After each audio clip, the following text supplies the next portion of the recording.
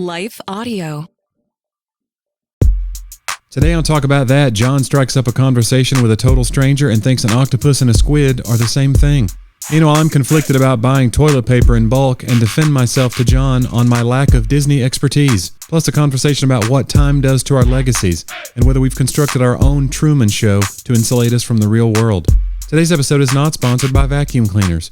When you want to clean your house and traumatize your cat.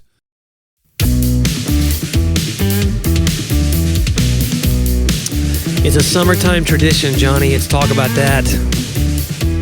It's fireworks day tomorrow.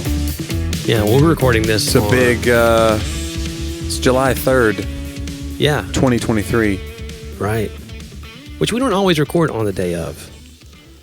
Do you want to explain to the audience why we're doing this the day of, John? I feel like this is going to lead really immediately to you ribbing me about staycation. I mean, first thing, we showed up for breakfast this morning. You're like, oh my God, like you laid into me. Well, no, I just said, hey, how was the staycation? You go, well, you already had like complaints. I did not. That wasn't everything you hoped it would be. I said it was great. I just had to cut it a day short. Cut it short. I go, how come? Well, I got to get the house ready for everybody to come over tomorrow. I go, well, these are your friends. The truth is, nobody cares. There was a huge storm. If a cabinet door is loose, a huge storm knocked a bunch of branches off the main tree. Yeah, into the pool, because that's all I care about. There's stuff in the pool. Yeah, we have to get out. It actually knocked chairs into the pool. I had to pull out. Like the first storm. Good Lord, what's going on in your house? We had some bad storms. Got a poltergeist. Did y'all lose electricity? No. Again, I lost electricity. Yeah. Which I always do. So we're on different systems. I'm way out in Lebanon. Yeah. I am on the end of the Nashville electric grid. Right. And the bad end, the evidently. Very, very tail end, like the caboose. You need to have one of those generators and a storm cellar, and you need to hoard things. I like the idea. I've looked into both. Hoarding? Well, no. Into the generator and the cellar. Okay. I've looked into hoarding. Wouldn't it be great if you planned your hoarding? It'd be an interesting channel, a pro hoarding influencer. This is why I saved those old rotten pumpkins. I've been considering hoarding. You never know when you're going to need. I will say this. I feel an undue amount of shame when I feel like I'm accumulating things. Okay. I think I don't know why. There's probably a lot of reasons. My mom ran a charity when I was a kid. My brother still runs that organization. So that's probably part of it, is I've seen a lot of people that don't have anything. So I feel like I'm accumulating. Like if I have a garage full of stuff, I feel like, what am I doing with all this? Yeah. And I thought this thing in the corner was going to change my life probably. And now here it is in the garage. It's the staging area for the garbage, basically, once it's in the garage. So I feel like this undue amount of that maybe.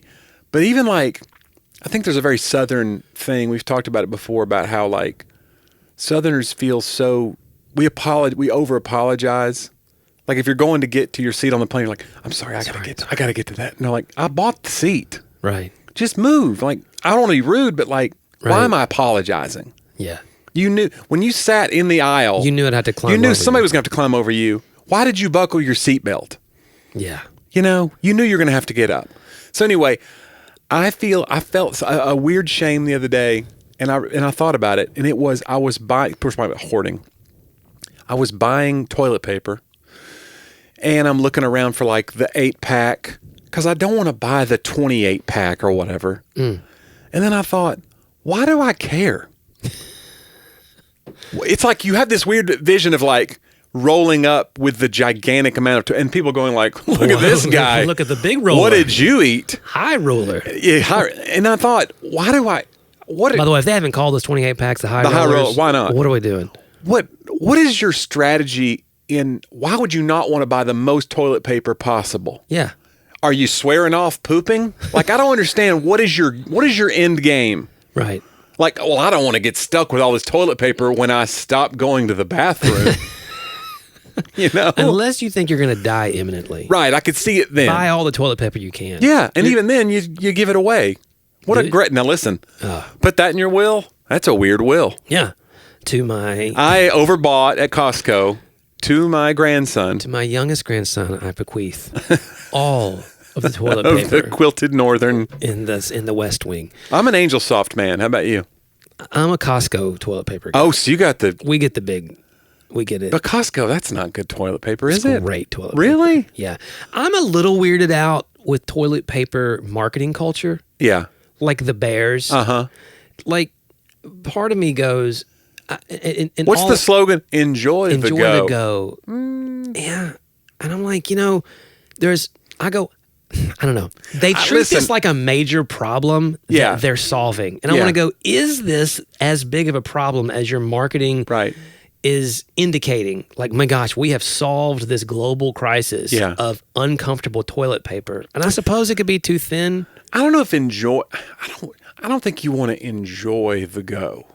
That's a good way to pinch your sciatic nerve. You can't sit there forever. Yeah. I wonder if there is some of that where people they take their phones now and they're just in there too long, and now we have people there's some weird group of problems that we're going to have in a future generation. Like, you just sat on the toilet too long and now you've got some weird nerve damage. Yeah. Well, you can. It is one of the only places in the world where you can stay in as long as you want. That's true. Nobody can pressure you out of there. Well, you don't. Your family could, I guess. Family can pressure. I'll bang on the door. What does it take you so long for? You're like, hey, this is my time. I'm enjoying the go. We went right to the toilet with this show, and I apologize. I do feel like it's it's a disproportionate marketing strategy. Like, I just don't feel like this crisis is quite as big as the marketing reaction to it has been. I would like to say I think that people have been okay with toilet paper of all kinds. What about family-sized cereal? What's your stance on it? You're always buying the big box? It'll go. We don't do a lot of cereal. Well, I don't either, but I'm saying when you go to buy it, it's hard to find a box that's just the old size box now. Everything is it's almost like they're saying, look, we both know. Right. But then it'll go stale, right? That's the thing, don't they? That's where they get you, Johnny. I don't know if they get you there or not. And is it fun size when it's big, or I feel like fun size used to be small. Fun size when we were kids was the little tiny Three Musketeers. Yeah, those were this is not fun. No. Fun size for me would be a double Three Musketeer, and that's how I developed a weight problem. That's a lot of fun. I enjoyed that. That's what it used to be in the movie theater too. When you would go to the movie theater, and they would have the gigantic 1 pound Hershey bar, so it kind of almost justified those prices. Yeah. Now it's not. They have bigger. You're paying that for a regular sized Junior Mints box. Yeah. At least give me the Junior Mints that's Senior Mints. Yeah. A gigantic. Yeah, they're graduated. They're pre-med, these mints. I don't know. We went to the movies last night. What? I know. John Driver went to the movies? It was the end of staycation. Were you like, what are the people doing? What do normal people do? And your wife was like, well, some people go to the movies. Huh. Jeeves, bring the car around. What's out? What did you go see? We went and saw Little Mermaid. Oh, okay. Have you seen it? No, the remake. My wife has seen it. So good. That's part of what it is. My wife, for her job, she's a caregiver, and so they go see everything. Yeah. And so then I'll be like, hey, I want to go see John Wick 4. And she's like, yeah, it's pretty good. And I go, are you kidding me? Ugh. So she sees everything without me. Well, Sadie had already seen it with her youth group. Oh, okay. And so she likes to share the experience with us, which we think is amazing. So does she watch your face? Oh, yeah. To see how you're reacting to each thing? So, but we went and I thought it was really, really well done. Yeah. So, Curry liked it a lot too. Yeah. I don't know. I will say a group of teenage boys walked into the theater and made a racial slur and then ran out right in the middle of it. Because, there's a lot of heat going around this movie, What a weird thing to do, Yeah. though. I actually got up and walked out after him because it bothered me.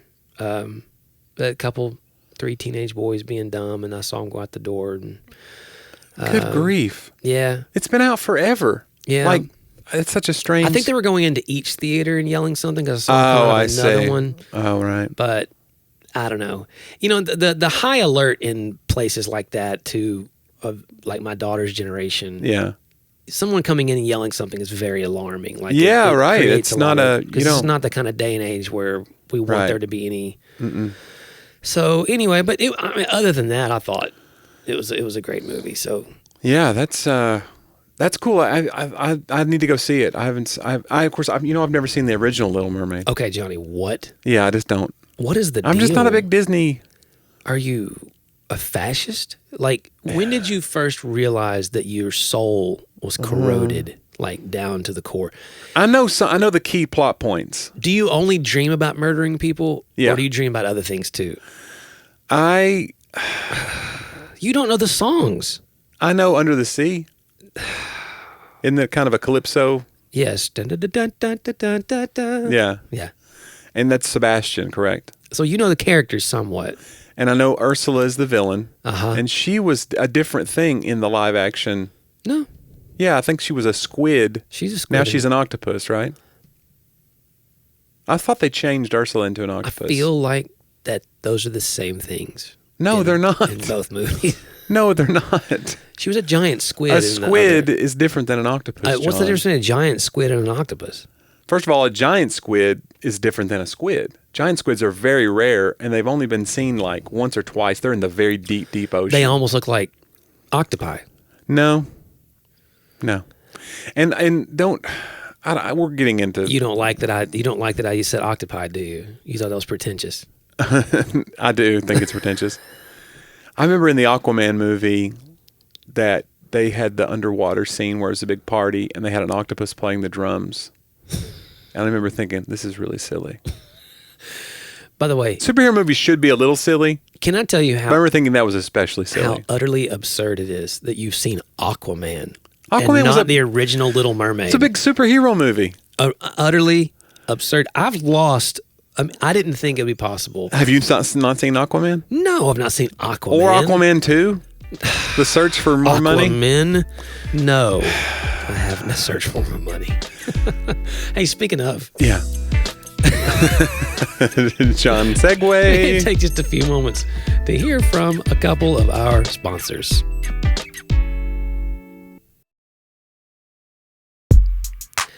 Jonnie. Yeah. We're going to watch the original Little Mermaid. I will watch it with you if you will watch Aquaman with me. Is it really? That's out of all the movies you would choose. No, it's quid pro quo. Squid pro quo. I will say this, like it bothered me a lot that I cannot, he had they put these superhero outfits together and they have to make sure they look cool. Uh-huh. Because you can't do the cartoon comic book ones because they look kind of corny. Right. And I was like, I can't believe of all the superheroes, Aquaman didn't have a codpiece. He's Aquaman. It's the perfect pun. It is. Squid pro quo. So do you know Part of Your World? No. So you don't know that song? Maybe. If I heard it, I probably would be. It's like I've never seen. Wish I could be. Yeah. Sure. It's like if I heard. Like I never saw American Tail, but I know somewhere out there because it charted. Like it was on the radio every day, somewhere out there. Someone's thinking of me, etc. Yeah. Fievel. Jonnie, I don't. Well, I don't have children. That's part of it. I just, I don't. I saw Little Mermaid before I had children, I think. Well, yeah, it would have been way before. I don't know. I saw Aladdin. I think I got into the Disney stuff like, Okay. Post Aladdin when they started making like big productions where it was like, that was kind of the beginning. So you had Little Mermaid, then you had Aladdin, right? Then you had The Lion King. I'm not sure of the order, but have you seen Beauty and the Beast. But you've seen The Lion Beauty and the King. Beast was there. I saw Beauty and the Beast very late too. I saw Beauty and the Beast probably like a few years ago. Okay.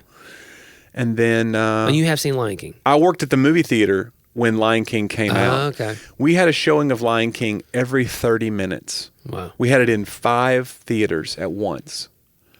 And have you ever seen it on Broadway or any of the Broadway productions? Yeah, I saw it on Broadway, actually in New York. Oh, yeah. Yeah, it's very good. And Lion King was kind of like one of those like, whoa, it's crazy. Yeah. Like the amount of fanfare for it and the amount of like popularity. So. Yeah, I mean, there's similar stories across the board of and always, I'm not going to go tropish on this. I know these things are talked to death, but it is always interesting to me, and even in the live action film, she is rebelling against her father, right? Who has reason to want her to be protected, from the humans. What I liked about this is this what you told Sadie? You were like, "This is why you listen to your father." This is why you listen, because look what happened. Yeah. And by the way, Ursula is her aunt. That's King Triton's sister. Mm-hmm. It's always somebody in the family. So guess what? Now your aunt died because of you. Now, she was the villain and we needed her to die, but, you know, yeah. Look at this. So that was the talk we had on the way home. I hope you're happy. Yeah. That's what you Ariel. get. Yeah. But now I mean, stop singing. I did like this one. Yeah. Not to give it away. Well, you wouldn't know because I wouldn't know.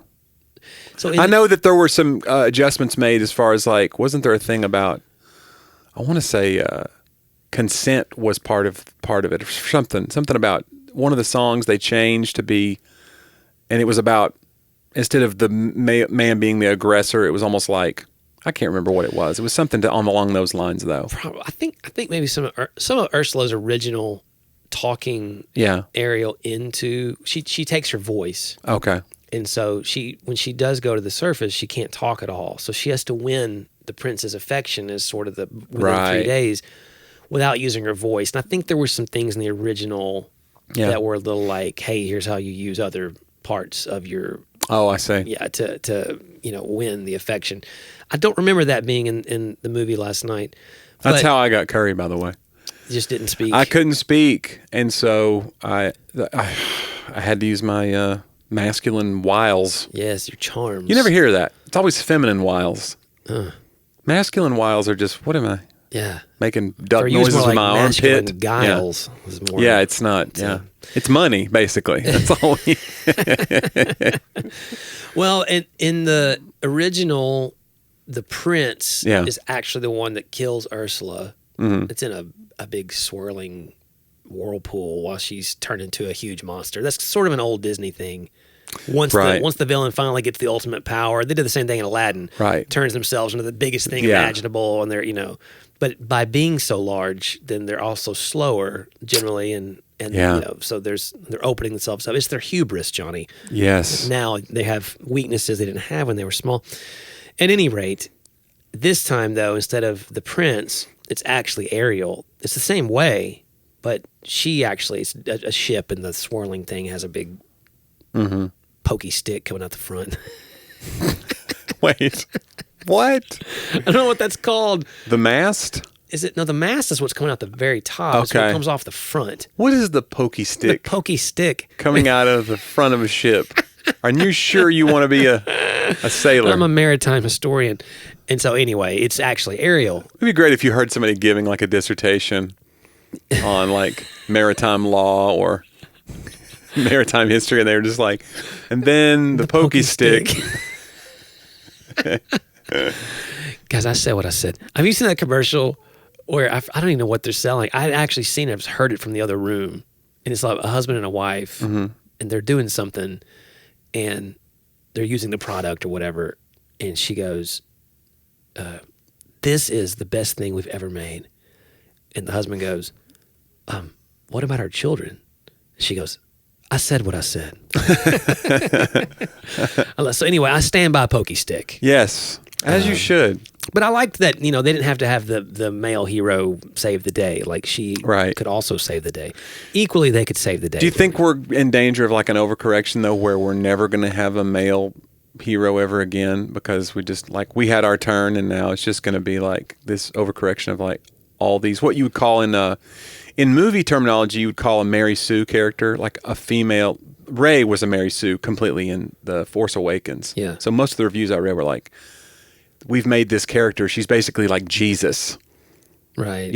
She has no flaws, and so it's a boring character because of that. She's not complex like you would make a character. And it's like they felt like it was an overcorrection. Some people thought that. I thought The Force Awakens was good, but it's just that thing of, I thought they basically remade A New Hope. I don't think she was much different than Luke Skywalker in the original in A New Hope. Well, I thought he was probably the weakest part of A New Hope, honestly. Yeah. But I mean, I think that's part of it, is that strong of a character who had to have the villains were all the most complex in those movies, There that's had to why be Empire's almost a simplistic goodness to some things that they can't shake. Now they are tempted.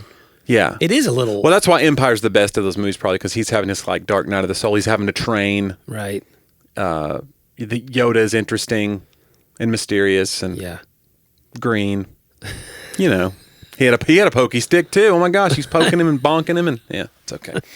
Anyway, but But yeah, so I just wonder if there's an overcorrection. And it's dangerous to even say that sort of thing now because you come off like a chauvinist. But you know what I mean? Like, just in the arts, you need a ton of different characters, but it's almost like, okay, well, we got to cast this. That means we got to have this. We have to. It's like, all right, well, now you're already like you're making new rules. I don't feel like. I mean, I feel like the nostalgia is still there for, that sort of romance. I mean, that was the only part of the Sometimes movie. men are heroes, John, is what I'm saying. Yeah. Why do you hate male heroes? I don't. Do you think you're a hero, John? If I ever put you in a position where you needed to be a hero, and I needed to take the pokey stick of a boat and kill a giant squid, yes, I mean, I would do it to save everyone if need be. But if Laura ended up doing it instead of me, I'd be fine with that too. Yeah, maybe we did it together. Mm-hmm. In theory, they really fought the giant squid together. Mm-hmm. And Jonnie, isn't that what this is all about? I think it has. We've become. This is like Siskel and Ebert now. We're just reviewing movies. Did you ever watch Siskel and Ebert when you were a kid?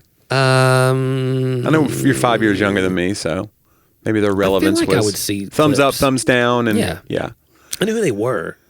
Yeah, those shows are now all on YouTube. Somebody just put all of their, and so I go back now. And I've been watching them. It's so interesting to go back and watch like them review a movie that the significance of that movie now. Huh. And you just kind of go like, wow, they were way off, or wow, they knew right away that this is going to be like a great piece of cinema. They knew, so it's interesting I think that's what's going to happen with our show. Like, we comment on things. That's the thing about having a take on something. Yeah. If you just go, this is my opinion, boom, you put it out there. It's like, there's so many opinions out there now that it's cheapened it. But I'm saying, like, back in the day, you putting your name on that, and now it's like, all right, well, I wonder how many people who reviewed movies back then would go read other reviews to be like, everybody seems to really like this. I didn't like it, but I gotta. Yeah, you do wonder how much it informed, like, it caused people. Yeah. To like certain kinds of things. Like if Ebert said this was good, right. I can't. And then who else made another movie like that because of popular opinion towards it? And yeah. Like, and it really is, I think, like Dissent, criticism shaping art in many ways. And Dissent is very scary to people. Sometimes people just dissent to be special. They're like, everybody's going this way. I'm going to go this way just because I want to look different. But I mean, like, dissent in the face of like your job. Yeah. I want to be taken seriously as a critic. And so I'm seeing that there's a huge wave of people that hate this movie. I thought it was actually pretty good.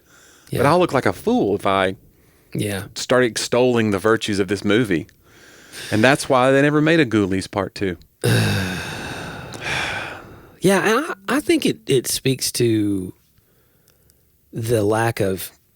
You can't get away from the way time treats things. Yeah. And we don't know what to do with that. I was talking to the church Sunday about that because we started a new series it's called Here's Hoping. Okay. It's kind of like Michael Scott's Somehow I Manage. Somehow I Manage. Yeah, we're off. Yeah. So Here's Hoping.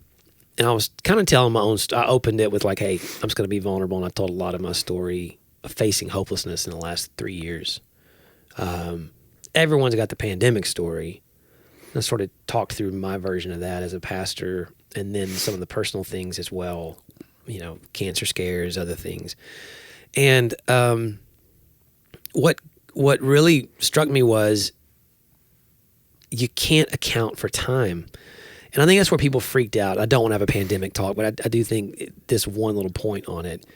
Like, when there wasn't an answer or a solve immediately out of the gate for an unknown sickness, it was so insulting, and it created in the modern culture so many conspiracy mindsets, because there is such, again, a sort of a modern cultural bias of we got this figured out better than anyone in history. So if someone can't tell me what's wrong, then they're up to no good. Yeah. This is all a ploy. This is all because, of course, in modern medicine and modern science and modern technology, they know what's happening and they're trying to. Right. It's like there was no place for like, oh, maybe they don't know. We're going to have to wait. And I think that the time you think about movies, you think about art, you think about even politicians. There are certain presidents that are remembered so differently now than they were in their time. I mean, I'm reading John Meacham's amazing presidential biography of Abraham Lincoln, and it's not just it is a presidential biography, but it's also it's dealing with some of the cultural mores of things that we're facing today as well, even, or parts of the American consciousness. But he was hated. I mean, Abraham Lincoln was hated, but so much so that his election spawned a civil war. They were willing to officially secede because they hated him so bad, and now so revered.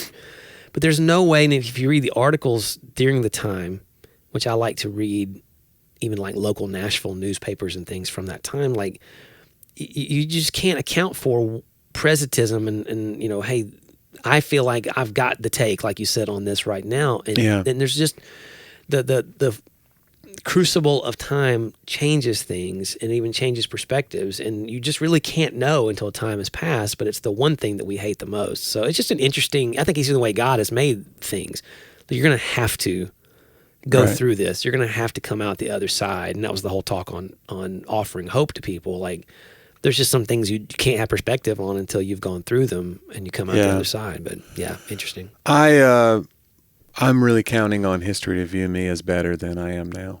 You hope that it's all I have, John. Right, because if it doesn't, we know how it views you now. I'm in a lot of trouble. Yeah. Yeah.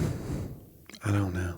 I think that it's like, the value of something. I think that's what's always crazy is when you can't tell, in a movie in particular, you can't tell that they're actually forward thinking, because the forward thinking thing that they're alluding to or hinting at or covering hasn't happened yet. Mm-hmm. And then suddenly it looks brilliant 10 years later. Yeah. And I think that's just like the Truman Show. There's a lot of movies today. Right. Truman Show, he's, Jim Carrey's character is walking around and doesn't know that he's actually a character on a show. His whole life is not real. Everyone's actors since he was born, right? He's in this bubble, and it looks like the real world. And it's like, man, there's so much about that goes into reality. Television, or the way people live now. Well, Instagram. And then you had the craziest part of that movie to me to think about is the character that Ed Harris plays, who's the director of the show. Christoph, right? Christoph. And he's kind of God of that world. Yeah. But he's kind of a villain. But he thinks he's protecting, but he's really protecting his production. It's such a strange thing. Like, I felt like it was given they put Christ in the name, I felt like it was a statement. It was making a religious statement. That's what I mean. But they didn't make him to be a good character though either. It's like he had, he had self-interest a little bit. As if the suffering, I got to keep Truman in the dark for his own good. God allows us to suffer and be in the dark because it's entertaining to him, and he does not thinking about it. It's not honest and all those things. That was sort of its take, which I disagree with, obviously. I think it's way more complex than that. But I do think people are almost willingly now allowing their worlds to be in a bubble where it's all cameras. But it's the reverse. It's like, instead of them not knowing, this is the way they want it to be and the way that they choose to live it. Right. You built the bubble. Yeah.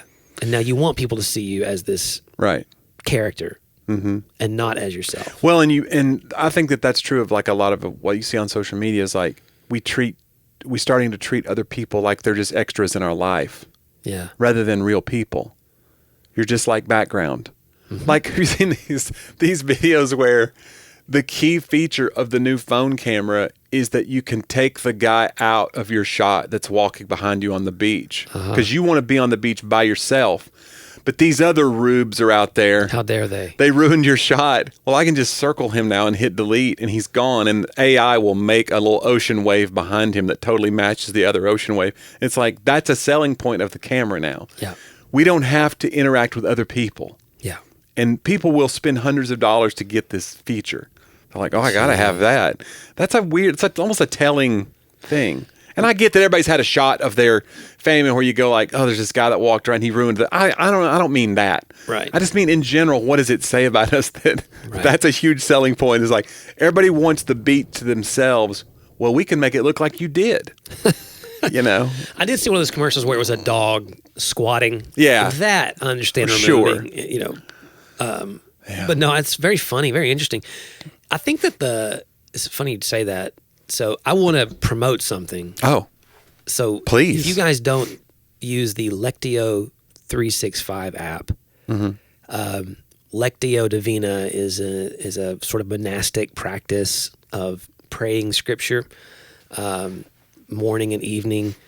It's an ancient thing, and so there's a great app, Lectio 365, and it's Pete Gregg. He's a guy in the UK. But there's people read from all over the world. You can read it, but I advise you to listen to it. Like put in headphones, sound-canceling headphones, and listen to it. It's 10 to 13 minutes generally, in the morning especially. And at night, they always have the same. She's an Irish lady who reads these blessings and these things over you at night. It's all prayers, leading you in prayer. It always leads you through a passage and stuff. It's unbelievable. He just did a 3-week pilgrimage across Scotland. Oh, okay. He's following in an ancient 7th century saint named Aidan's footsteps and learning so much about the history of it and all the things, which for me, and I've told Laura, like the traditions I grew up in, like the Dark Ages were the Dark Ages. Like fall of the Roman Empire and then the Enlightenment. We didn't learn about the Enlightenment really. Then you're up to like Azusa Street, 1914, right? You know, or whatever. It's like all that stuff in between is just, you know, just again, true Dark Ages. People are illiterate, you know, the abuses of the Catholic Church, and you know, until you have some reformers, you know, in the 16th, 17th centuries, and then things start looking up, you know, until we get to how, you know, we see it today. So I'm oversimplifying, but that's really, we weren't taught a lot about that. So you weren't learning about monks and their value, you know, and what they brought, or these amazing saints and these people of faith who are living this out over the course of that 1,500 years that we kind of, many modern traditions just don't even think about. But he leads one day to talk about how this guy Aidan, and you know, he founded many of these monasteries and churches and served the poor and like, you know, challenged the kings and encouraged. I mean, it's just a lot of amazing stuff in these people's lives that you never heard of. Lived very simply, you know, did not acquire wealth, those kinds of things.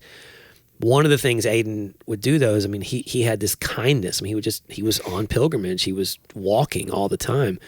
And everyone he stopped to talk to, if they, you know, he would, there was a kindness, an intentional kindness of what is God going to do in this person's life, or, you know, was this a part of it? And so one of the things that we prayed about in the app during that 21-day journey was like being okay with interruptions to your plan, which are really, really hard for me. I like isolation for my prayer times and all those things. So this morning I got up and took a run. It's kind of my time. And I was going to do my Lectio on the app. I ran my 3 miles and I walked back, put in my headphones. I got about 12 minutes. But there was this dude who I'd never seen before, who was kind of on my route. And I passed him once. I took my headphone out because he was walking, and I was, you know, he was a little older. He was walking, and I don't want to be rude. So I took my headphone out so I could hear him. And he talked to me. He's like, hey, you know, how you doing? Okay. And then I ran past him again. Hey, how you doing? And so you stopped? No, I just talked to him as I ran past. Oh, I see. And so when I got to the end of my run and I'm walking back, I mean, it's like I had this almost, this is really hard for me because I'm an introvert and I really want this time. But I was like, I need to be open to divine interruptions, whatever they may be. I don't know. Right. But I want to be open to that, even if it messes up my routine. Yeah. And so I thought, this guy mugged you, didn't he? Guys, he took my wallet. And so I was walking. Don't trust people, kids out there listening. No. I was walking back. I was like, if this turns out, and I was doing the math in my head from where I'd ran past, I bet you he's going to re-intercept me on my walk back. Yeah. And I was like, Lord, if he walks out of there, I'll just turn off the app. Yeah. And I'll just walk with the guy, which is really weird for me. I'm just going to walk with this stranger. Yeah. This last Might be weird for him, too. Yeah.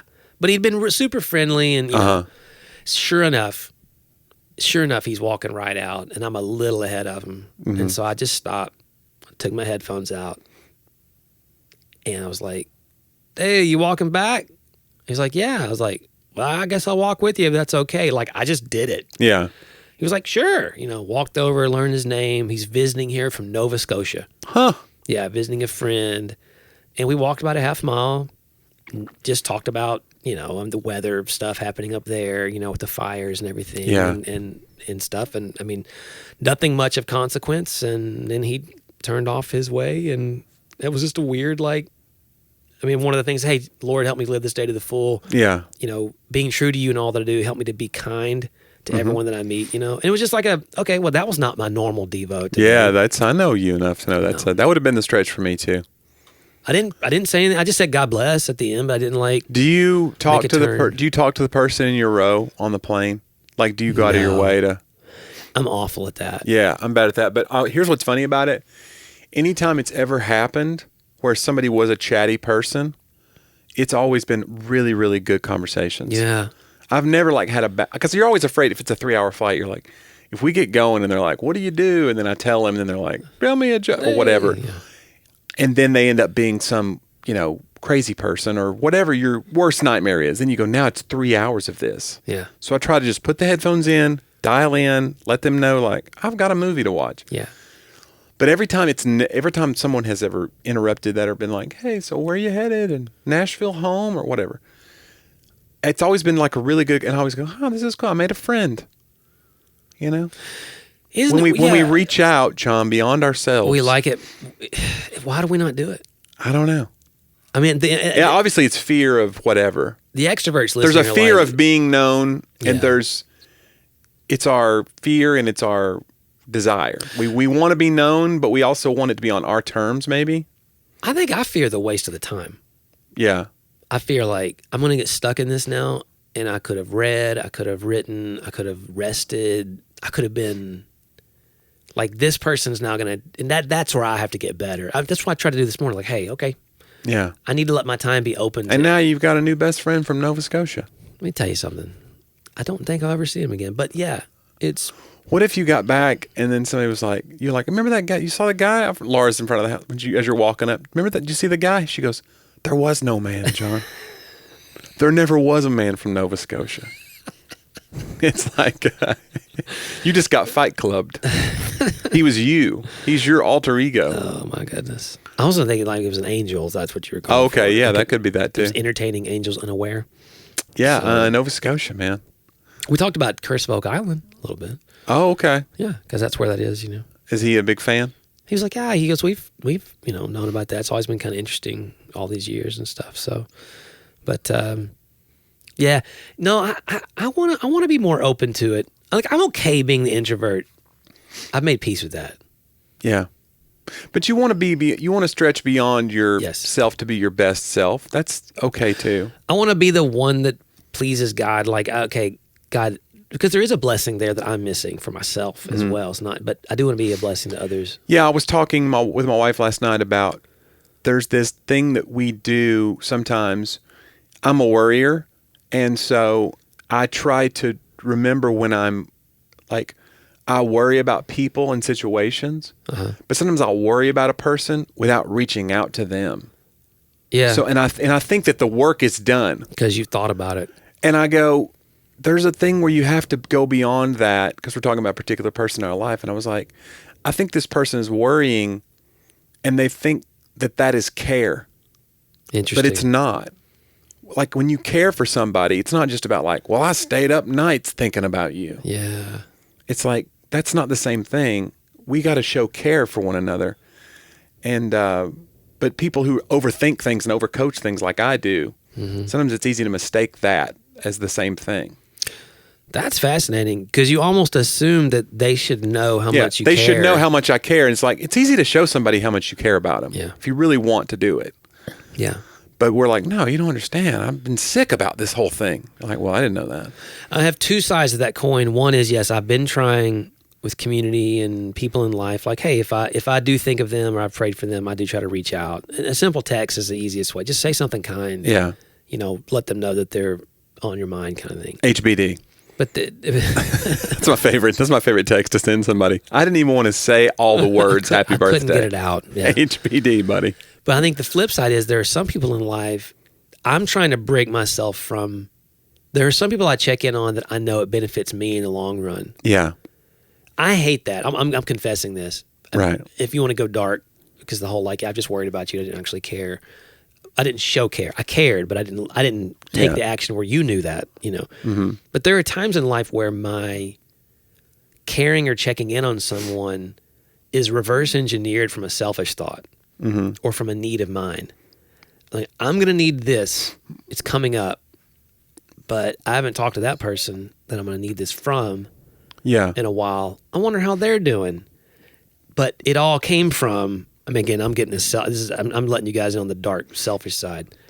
So now I'm going to reach out now, just randomly, and say nothing about what I need. Yeah. So that when I do need to reach out about what I need, it wasn't the first call. It wasn't the first call. I don't look like a jerk, you know. Yeah. Or there's someone who's influential. Yeah. And there may be something I want to do in the future. So I'm putting change in this pocket. I hate that expression, but that's what it really is. Yeah. I'm just going to keep being kind. I'm going to keep being, I'm not going to, and then someday if I need that opportunity, I can ask for it because I've been that guy. And I'm really trying to just like completely murder that in me. Like, you know what? So sometimes I'll pray for people who are influential that I know or whatever, and I just don't tell them. Instead of sending a text, hey man, prayed for you today. Yeah. Because I know, and sometimes I do send it because I think that I want them to know that, but I need to get rid of, whatever that is that seeks something. That needs reciprocation or whatever. Right. That sees this as a grander picture that eventually benefits me. I don't think of it that way when it's happening, but right now it's become very clear that there are some ugly parts in there that God is kind of reshaping. Now I'm second guessing every text you ever sent me. Because, Jonnie, I've gained so much. So much. I mean, dozens of followers that we have. If you'd like to support the show, we still haven't even done This Week in History, John. Oh, we haven't. But if you'd like to support the show, we'd love to have your support. You can do that and listen to all of our archived episodes at talkaboutthatpodcast.com.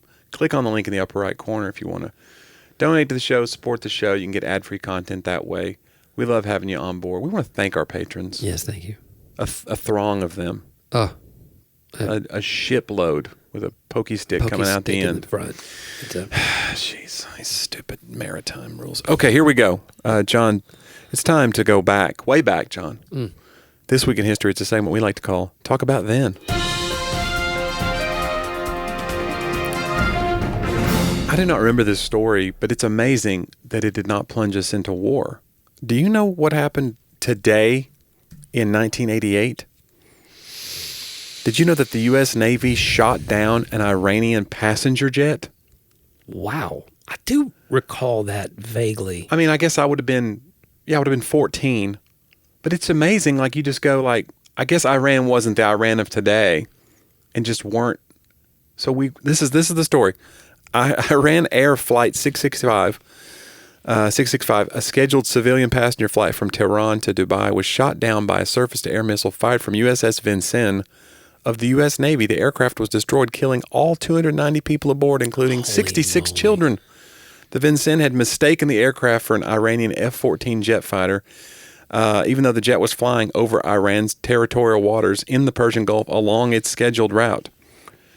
While the U.S. did not admit legal liability or formally apologize to Iran, it agreed to pay U.S. $61.8 million. That's $213,000 per passenger in compensation to the families of the Iranian victims. This seems like one of those things of like, if another country did this to us, I can't imagine what would have happened differently. It would have been different probably. It's just it's a strange story. I did not remember it though. It's tragic. I mean, it's horrible. That's about as tragic as it gets. I mean, it's a mistake, but you just go, this is a mistake that has a huge toll of life attached to it. I would think an apology would be okay. Yeah. But maybe that's politically, there's a weird expediency that you can't own it. Right. I don't know. That's a crazy one. Jim Morrison died of an overdose today, 1971. Wow. Were you a fan of the Doors, John? Are you a big... Not a big You're Doors a keys fan. guy. You're a synth guy. You know what? I do like the organs. Okay. But... Jim Morrison was a complicated There's a lot of organ. character. It was a little. It was overkill. Too much organ. How many organ players were in the Doors? I don't know. You had a synth guy, like a B3 kind of a guy. Clav. I'm a B3 guy, but this was like it got a lot. It was a lot. I felt like you needed more guitars. Yeah.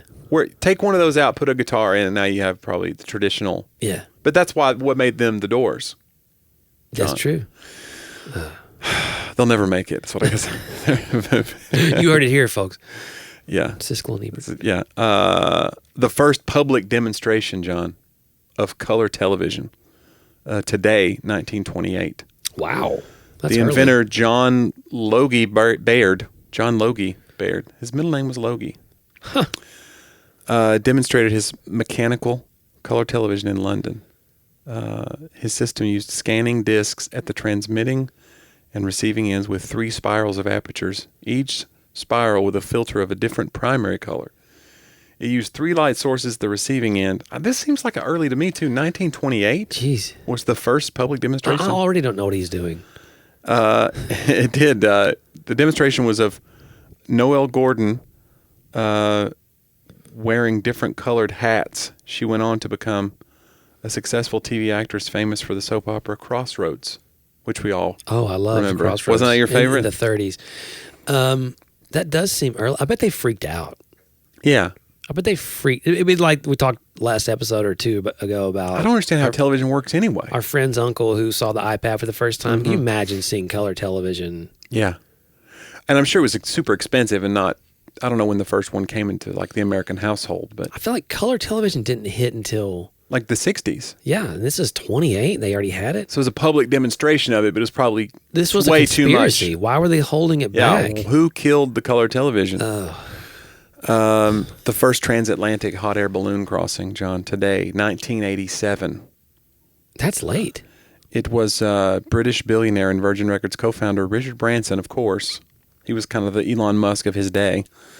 And they arrived at the Scottish coast in their hot air balloon, him and his partner, Per Lindstrand, evidently, a co-founder. And so they called the hot air balloon the Virgin Atlantic Flyer. They had departed from Sugarloaf Mountain, Maine, 33 hours earlier and traveled a distance of 2,900 miles. 33 hours? Yeah. That's it. I don't know how you control. Seems like a hot air balloon just kind of drifts. I think, can't you like... You have like thrust? You have thrust going up. Can't you have? Maybe you make a name it to. I don't know. There's those things scare me. Really? Well, you're in a thing, and it's the flames are so close to the fabric. In general, fabric is flammable, super flammable, and also inflammable, which mean the same thing. Thank you, English language. The Veterans Administration was established today, 1930. To consolidate and administer a system of benefits to veterans and their dependents. Yeah, I figured that was an FDR thing. It was changed to the Department of Veterans Affairs in 1988. Yeah. Oh, you figured it was, you knew the president, you knew who it would have been established under? FDR? Yeah, FDR is going to be part of New Deal. Finally, John, the first automobile. Carl Benz takes his creation for its first drive in Mannheim, Germany, reaching a top speed of 10 miles per hour. This week, 1886. I'm assuming that's Mercedes-Benz, if it was Carl Benz. I would assume as well. I think... I always thought it would have been Ford, right? I really thought... He was the first U.S. automaker, maybe? Maybe he was the first... Production? Wow. I'm speechless on we learn so much on this show. We're so afraid to comment on it. We're like, 10 miles per hour. Bro. That's... Could you run that fast? Well, you could bicycle that fast. Yeah, but you can't carry your whole family and your groceries and stuff, I guess. Unless you have an enormous bicycle. Yeah, with one of those big things like that. With one of those. That was the... that was the bike horn. Auga? No. A little honk. Yeah. Little bicycle horn. Bless your heart, John. I always thought arugula sounds like that horn. Arugula. Like it has that. Yeah. Every time Laura, hey, pick up some arugula, I walk through Kroger being like, arugula. Like it's in my head. And maybe it might even come out. That's how you say it? Hey, could you tell me where the... Arugula. It's a... Yeah. We do have one more, by the way. Oh, sorry. Born today. 1962. Tom Cruise, John. Oh. What's your favorite Tom Cruise movie? Far and Away. Really? Yeah. It's an interesting choice. Yeah. Huh. I love Far and Away. Well, you're a history. Yeah, it's such a major period piece. I love everything. I like that movie for that. Ron Howard. Yeah. Isn't that got the land race in it too? Yes. It has so many things. Industrial Revolution, the potato famine. It's like a Forrest Gump. They just span the ages and they insert themselves into it as fictional characters. Well, but it's not out of the... Actually, their experience were probably pretty close to many, many Irish immigrants. And coming into New York, and then the Italian versus Irish sort of the ethnic just wars between them, and then, you know, them getting out of the city, heading westward expansion opportunities. He works on the railroad for a while. You know, I mean, it's really all the live long day, and sort of the you know, upside down class systems. They, you know, the Nicole Kidman's character comes from wealth in Ireland, and now they're working class. Yeah. You know, but there's also this sense of gain your land. You know, you can be someone here. So it's sort of changing that inherited sense of title or entitlement. Yeah. Now it's work for this, and that American, I guess, gumption, you know, of that time, which a lot of things about that time and Manifest Destiny were awful, especially for, you know, Native Americans and others. So, but I'm just saying it's interesting. It may romanticize some of those things, but there really were. I think it captures, in my opinion, a lot of the... I figured you were more of a Days of Thunder guy, but... Days of Thunder. Well, Nicole Kidman was in that as well. Yeah, I don't... I do think the new Top Gun was good. Oh, it was. Yeah. I think you're right. Yeah. I think America agreed. And I think we came full circle. We started with movies. Yeah. We ended with movies. Because that's the sort of plan that goes into this show, Jonnie. It is. You never know when we're going to bring it back around and be like, oh, okay. No, they put a bow on it. We look like geniuses. Yeah. Because we are. No. But we thank you for listening anyway. Yeah, it means a lot. You should listen to more of Jonnie's comedy. You should go to jonniew.com, JONNIE. Yeah, you can find out. I've got new tour dates coming out every week, which seems like we're adding new dates. And so I'm probably coming to a city near you. Probably. Yeah. John's probably writing a book near you. Right now. You can get it in the mail if you go to johndriver.com. Right? Now, how do you find out about your books? Yeah, go to johndriver.com and you can see my Amazon page or whatever you want there. Yeah. And then they'll ship them right out. They do. They bring those things right to your doorstep now. So many books. Yeah. Do you have a key delivery? Do you have what I'm talking about? Amazon key delivery? Do you know what I'm talking about? What, you give Amazon a key? No, essentially you do, though, because they get a one-time use code to your garage. Oh. Somehow. It's like that way they can put things out of harm's way in your garage. Huh. So it's called key. And I have that added onto my Prime. No. So whenever they bring to my house, they have a code. They can push a thing on the... Wow. That's a lot of trust you have in Amazon. I know. And so my boxes are out of the rain and out of the... Wow. Nobody can pirate them. I just gave a key to the Amazon driver that comes by all the time. Is that... That's probably different. I wasn't. You have a house sitter. He's in your pool. He's like, this is part of it. He has the package still. It's in his... He's using it as a flotation device. Hey, check out talkaboutthatpodcast.com where you can leave reviews. Those reviews really help, Jonnie. They do. We want to hear from you, but only if it's positive. Yeah. We're very sensitive. We are. We don't take negative criticism. I'm in the public eye pretty much. It's my life. And it still bothers me when people say hateful things to me. Yeah. So I don't know if I'll ever get over it. Leave an honest review. Yeah. But if your honest review is bad, then just don't leave it. Yeah, just write it out. Yeah. What's the old thing of like write out a letter to somebody give it to and your then therapist. Tear it up, whatever, burn it? Yeah, do that. You got it out of your system. Type it up and then burn your computer. Yeah, guys, it's fun though. It means a lot when you leave those reviews and when you send us the emails and when you support the podcast. Thanks for the journey that you're on with us. Yeah, it's been a long journey. It has, and it's continuing, Jonnie. It's a somewhere out there, someone's thinking of us and loving us tonight.